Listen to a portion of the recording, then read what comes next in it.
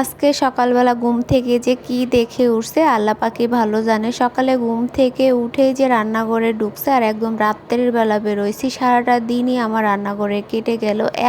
এত রান্না করলাম সেগুলো নিয়েই থাকছে আজকে আমার ফুল ভিডিওটা। আসসালামু আলাইকুম, সবাই কেমন আছেন? আশা করি ভালো আছেন। আলহামদুলিল্লাহ আমরাও ভালো আছি। আজকে সকালে নাস্তা হয়েছে বিভিন্ন রকম সবজি দিয়ে লেটকা খিচুড়ি। প্রতিদিন একই রকম নাস্তা দেখা যায় খেতে ভালো লাগে না, এই জন্য ভাবলাম তাহলে আজকে একটু সবজি দিয়ে খিচুড়ি রান্না করি। যে পরিমাণে গরম পড়ছে এর ভিতরে তো আর বোনা খিচুড়ি খাওয়া সম্ভব না, যার কারণে লেটকা খিচুড়িটাই রান্না করলাম। আর সবজি দিয়ে এইভাবে লেটকা খিচুড়ি রান্না করলে খেতেও অনেকটা ভালো লাগে। তাছাড়া কয়েকদিন যাবতই ইচ্ছা করতেছিল। এখন তো আর শীতকালের মতো অত বিভিন্ন ধরনের সবজি পাওয়া যায় না, যার কারণে হচ্ছে যতটুকুই পাওয়া গেছে ওইগুলো দিয়েই হচ্ছে সবজি খিচুড়িটা রান্না করছে। আর এটা ভাতের চাল দিয়ে রান্না করছে। পোলাও চাল কিংবা আতপ চাল দিয়ে রান্না করলে আরো বেশি ভালো লাগতো খেতে। তো এখানে খিচুড়িটা আমি বাগার দিয়ে নিছি। শুকনো মরিচ বেশি করে, রসুন কুচি আর পেঁয়াজ কুচি দিয়ে, সাথে কিছু ধনিয়াও পাতা দিছে আর একটু আচারও দিয়ে দিয়েছিলাম, কারণ খিচুড়ির ভিতরে একটু টক টক হলে খেতে ভালো লাগে। আর জুড়া আচারটা এর ভিতরে মিলিয়ে দিছি আর বাকিটুকু আমি এখানে রেখে দিছি খিচুড়ির সাথে যদি আবার খাওয়া যায়। সকালের নাস্তাটা তো সবাই মিলে খাওয়া দাওয়া শেষ করলাম।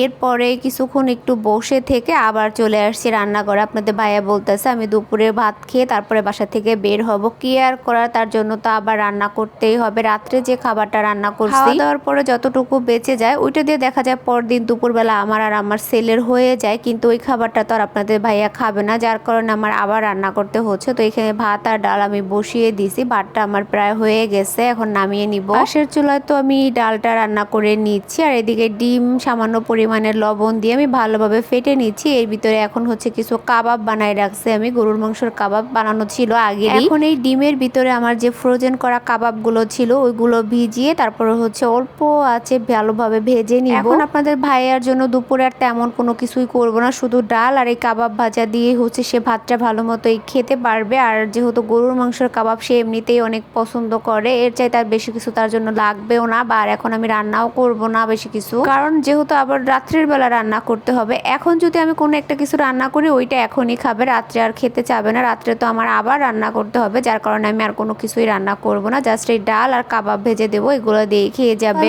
রাতের যে তরকারিটা আছে ওইটা দিয়ে আমি আর আমার ছেলে খেয়ে নিব। এখানে ডালের পরিমাণটা একটু বেশি করে রান্না করছি, কারণ রাত্রে যেহেতু আবার রান্না করতে হবে, আবার রাত্রে রান্না করব, যার কারণে এখনই বেশি করে রান্না করে নিচ্ছি। যতটুকু খাওয়ার খাবে আর বাকিটুকু রাত্রে হয়ে যাবে। রাতের বেলা শুধু একটু একটা ভাজি আর একটা তরকারি রান্না করলেই হয়ে যাবে। তো এখানে আমার ডালটা বাগার দেওয়া হয়ে গেল আর হচ্ছে পাশের চুলায় তো কাবাবটা ভাজতেছি। আর কাবাব যেহেতু ফ্রোজেন করা ছিল এগুলো হচ্ছে জাল বাড়িয়ে দিয়ে তো আর ভাজা যাবে না, যার কারণে আস্তে আস্তে করে ভেজে নিচ্ছি, যাতে ভিতরটাও ভালোভাবে ভাজা হয় এবং উপরের কালারটা অনেকটা সুন্দর হয়। আর পাশের চুলায় হচ্ছে আমি গতকালকে যে তরকারিটা ছিল ওটা তো ফ্রিজে রেখে দিয়েছিল, তো বের করে এখন গরম করে নিচ্ছি। এই বছরে সিম বের হওয়ার পর থেকে যতদিনে কিনে আনা হয়েছে প্রতিদিনই তরকারি রান্না করে খাওয়া হয়েছে, কিন্তু গতকালকেই প্রথম সিম আলু ভাজি করছি আর সাথে হচ্ছে পোয়া মাছ বোনা করছিলাম। সিম আলু ভাজিটাও ভালো লাগছিল যেহেতু এই বছর প্রথম খাওয়া হয়েছে, আর এই পোয়া মাছের তরকারিটা অনেকটা ভালো লাগছিল। মাছটা একদম ফ্রেশ ছিল। যেদিন আমার রান্না করতে ইচ্ছা করে না বা রান্নাঘরে একদম যেতেও ভালো লাগে না, ওই দিনই দেখা যায় দিনের বেশিরভাগ সময়টাই আমার রান্নাঘরে কেটে যায়। যেমন আজকের দিনটা তরকারিটা গরম করতে করতে দিয়ে কাবাবগুলো আমার ভালোভাবে ভাজা হয়ে গেছে, তুলে নিচ্ছি। আজকে আর এক্সট্রা ভাবে ডিম ভাজতে হবে না ছেলের জন্য, ছেলে আর ছেলের বাবা আর এই কাবাব দিয়ে হয়ে যাবে। যদি ডাল আর এরকম লেবু শসা থাকে তাহলে তো আর কিছুই লাগবে না, কারণ আমার ছেলেরও ওর বাবার মতো লেবুটা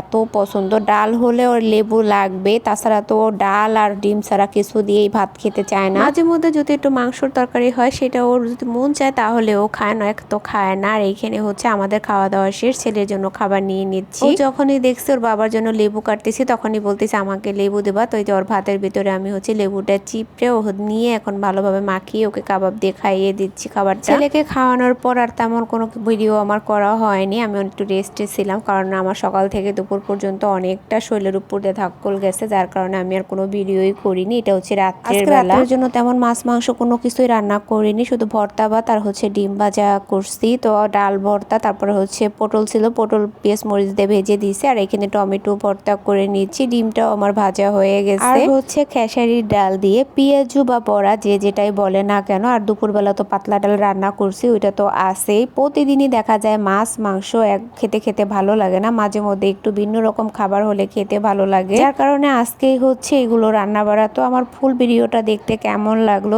সবাই কমেন্টে জানাবেন। ভালো থাকবেন। আজকের ভিডিওটা এই পর্যন্ত। আল্লাহ হাফেজ।